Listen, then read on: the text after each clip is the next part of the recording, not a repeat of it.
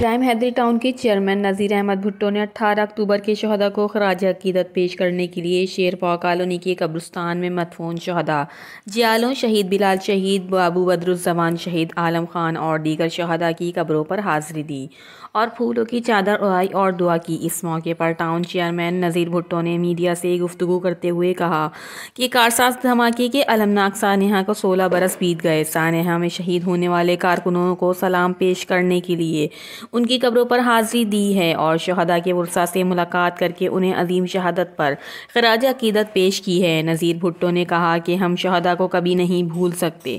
شہداء کی قربانیوں کو ہر سال 18 اکتوبر کے دن تعزیتی پروگراموں کے ذریعے یاد کیا جاتا ہے۔ پاکستان پیپلز پارٹی کی تاریخ شہیدوں سے بھری پڑی ہے۔ پارٹی قیادت سے لے کر کارکن تک جمہوریت کی بحالی کے لیے اپنی جانوں کا نذرانہ پیش کیا ہے۔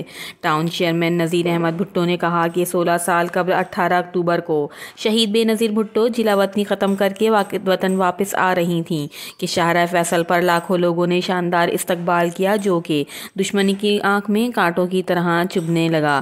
دشمنوں نے ایک سازش کے تحت سانحہ کرایا جس میں پارٹی کے 200 کارکن شہید اور سینکڑوں کارکن زخمی ہوئے۔ یہ پاکستان کی تاریخ کا ایک اندھا اور دردناک سانحہ تھا۔ اس واقعے کے دوسرے روز شہید بے نظیر بھٹو اسپتال پہنچی، زخمیوں کی عیادت کی اور شہداء کے گھر جا کر تعزیت کی۔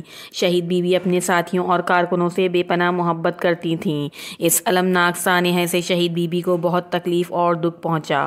ٹاؤن چیئرمین نذیر بھٹو کا مزید کہنا تھا کہ سانحہ کارساز میں کارکنوں کی شہادت کے بعد شہید بیوی گھر نہیں بیٹھی بلکہ جلسہ جلوس اور سیاسی سرگرمیاں جاری رکھیں۔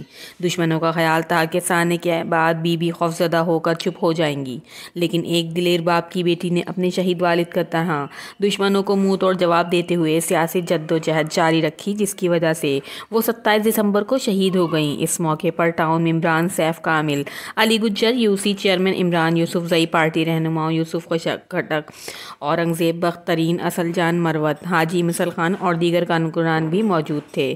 رپورٹ شہنشاہ چارن، CCN نیوز، کراچی۔